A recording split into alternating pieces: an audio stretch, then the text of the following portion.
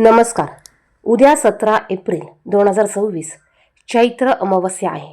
चैत्र अमावस्या संपूर्ण वर्षभरात येणाऱ्या अमावस्येपेक्षा सर्वात मोठी अमावस्या मानली जाते आणि ही अतिशय महत्त्वाची अमावस्या देखील मानली जाते. या दिवशी तुम्हाला कापूरसोबत संध्याकाळी तुमच्या घराच्या उंबरठ्यावर तुम्हाला काही वस्तू जाळायच्या आहेत.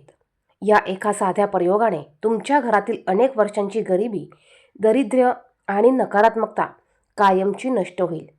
या जळणाऱ्या वस्तूंचा धूर जसा तुमच्या घरात आकाशात जसा जसा जाईल तशी तशी तुमच्या घरातली इडापिडा, नकारात्मक ऊर्जा ही निघून जाण्यास मदत होईल.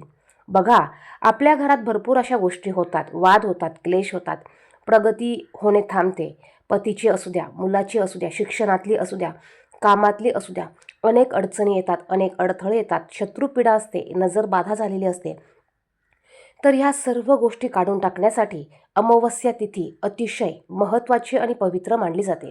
अमावस्येच्या दिवशीच आपण आपल्या घरातली इडापिडा, नकारात्मक ऊर्जा, वाईट बाधा, लागलेली नजर ही काढून टाकू शकतो. आणि म्हणूनच उद्या चैत्र अमावस्येच्या दिवशी आपण आवर्जून कापूरसोबत या वस्तू आपल्याला घराच्या मुख्य दरवाजाच्या उंबरठ्यावर आपल्याला जाळायचे आहे. आता हा व्हिडिओ तुमच्या समोर येणं हा एक योगायोग असू शकतो आणि म्हणूनच हा व्हिडिओ संपूर्ण बघा आणि हा उपाय आपण सर्वांनी आपल्या घरात करायचा आहे. बघा, या उपायासाठी आपल्याला काही वस्तू लागणार आहेत. या वस्तू आपल्या घरातच उपलब्ध आहेत आणि त्या वस्तूंची आपल्याला संपूर्ण माहिती नसल्यामुळे आपण त्याचा उपयोग किंवा वापर हा करू शकत नाही. तर बघा, या उपायासाठी तुम्हाला एक पितळेची पंती किंवा मातीची पंती असेल तर तुम्हाला तीच घ्यायची आहे. आता यामध्ये भीमसेनी कापराचा आपल्याला वापर करायचा आहे. भीमसेनी कापूर, जेव्हा आपण हा भीमसेनी कापूर जाळतो, बघा, कापराच्या पवित्र अग्नीत निर्माण होणारा हा धूर केवळ घरातील हवा शुद्ध करत नाही, तर तुमच्या घरातील पिढ्यानपिढ्या बसलेला वास्तुदोष आणि नजरदोष हा मुळापासून बाहेर काढण्याचं काम हा भीमसेनी कापूर करत असतो. त्यामुळे उपायासाठी शक्यतो भीमसेनी कापराचाच वापर करायचा आहे. ज्या घरामध्ये उद्या संध्याकाळी हा धूर उंबरठ्यावर पसरवलेला असेल त्या घरातून दुःख आणि दारिद्र्य स्वतःहून काढता पाय घेईल. आता यासाठी आपल्याला नेमकी कोणती वस्तू घ्यायची आहे आणि ती कशी वापरायची आहे, कोणत्या वेळेत हा उपाय करायचा आहे आणि उपाय करताना आपल्याला कोणती चूक करायची नाही, याच विषयीची माहिती आपण या व्हिडिओमध्ये पाहणार आहोत. तेव्हा व्हिडिओ कुठेही स्किप न करता संपूर्ण बघा. चॅनेलवर नवीन असाल तर असेच माहितीपूर्ण व्हिडिओ बघण्यासाठी चॅनेलला सबस्क्राईब करून बाजूच्या बेल आयकॉनला प्रेस करा आणि कमेंट बॉक्समध्ये श्री स्वामी समर्थ नक्की लिहा. बघा, आपल्या घरातील वातावरण सकारात्मक असावं, मुलांची, पतीची प्रगती व्हावी हे प्रत्येकालाच वाटत असतं आणि म्हणूनच आपण हा उपाय अमावस्येच्या दिवशी संध्याकाळी 6 वाजेपासून ते 9 ते 10 वाजेपर्यंत करू शकतो. एखाद्याला 10 वाजेनंतर उशीर झाला तरी त्याने उपाय केला तरी चालेल, परंतु उपाय करण्याची जी विशिष्ट वेळ आहे ती संध्याकाळी 6 वाजेपासून ते 9 वाजेपर्यंत असणार आहे. सर्वात प्रथम आपल्याला स्वतःचे हातपाय स्वच्छ धुवून घ्यायचे आहे आणि त्यानंतरच हा उपाय करायचा आहे. हातपाय स्वच्छ धुवून घ्यायचा आहे. शक्य असल्यास कपडे देखील आपण स्वच्छ घालायचे आहेत.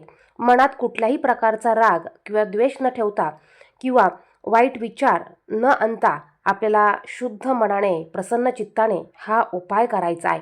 ज्यावेळेस तुम्ही हा उपाय करताना पूर्ण श्रद्धेने आणि पवित्र मनाने आणि शरीराने करताल त्यावेळेस तुम्हाला या उपायाचे 100% रिझल्ट पाहायला मिळणार आहे.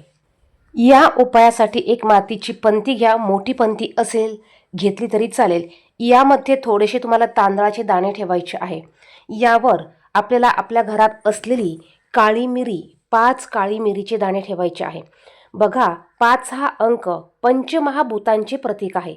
त्याबरोबर आपल्याला 2 अखंड फूल असलेल्या लवंगा ठेवायच्या आहे. बघा, अखंड फूल असलेल्या लवंगाच आपल्याला उपायासाठी वापरायचे आहे. खंडित लवंगा चुकूनही वापरू नका, यामुळे कुठल्याही प्रकारचा तुम्हाला अनुभव येणार नाही. त्यानंतर आता ही पंती आपल्याला आपल्या घराच्या मुख्य दरवाजाच्या उंबरठ्यावर मधोमध ठेवायची आहे. मधोमध ही पंती ठेवायची आहे आणि हा कापूर आपल्याला प्रज्वलित करायचा आहे. ह्या वस्तू प्रज्वलित केल्यानंतर याचा संपूर्ण धूर हा आपल्या घरात बाहेर सर्वत्र पसरतो आणि यामुळे आपल्या घरात असलेली इडापिडा, वाईट बाधा, नजर दोष जे पण काही असेल ते सर्व निघून जातं. आता यानंतर यातल्या वस्तू संपल्यानंतर किंवा जळून झाल्यानंतर आपल्याला या वस्तू घराच्या बाहेर एखाद्या झाडाखाली निर्मल्यात टाकून द्यायच्या आहे. त्याचप्रमाणे बघा, जर का आपल्याला आपल्या घरात लक्ष्मी टिकावी, लक्ष्मीने वास करावा असं वाटत असेल, बघा लक्ष्मी कोणाला नको आहे, मग लक्ष्मीसाठी, लक्ष्मी प्राप्तीसाठी, लक्ष्मी घरात राहावी यासाठी अत्यंत छोटा उपाय आपल्याला करायचा आहे. चैत्र अमावस्येच्या दिवशी संध्याकाळी आपल्याला आपल्या घरात भीमसेनी कापूर घ्यायचा आहे. यामध्ये आपल्याला 2 ते 3 हिरवी वेलची एकत्र करून ह्या वस्तू आपल्याला जाळायच्या आहेत. वेलचीचा सुगंध हा माता लक्ष्मीला अत्यंत प्रिय आहे आणि या मिश्रणाचा धूर आपल्याला घराच्या कानाकोपऱ्यात पसरवायचा आहे. बघा, हे भांडं तुम्हाला तुमच्या घरात जेवढ्या रूम असतील तेवढ्या रूमच्या कानाकोपऱ्यात तुम्हाला फिरवायचा आहे आणि सगळ्यात शेवटी हा तुम्हाला मुख्य दरवाजाच्या उंबरठ्यावर ही पंती नेऊन ठेवायची आहे. लक्ष्मी मातेला लवंग आणि लक्ष्मी मातेला हिरवी विलायची अतिशय प्रिय आहे. यामुळे माता लक्ष्मीचा अखंड वास आपल्या घरात राहण्यास मदत होतो. धन्यवाद. श्री स्वामी समर्थ.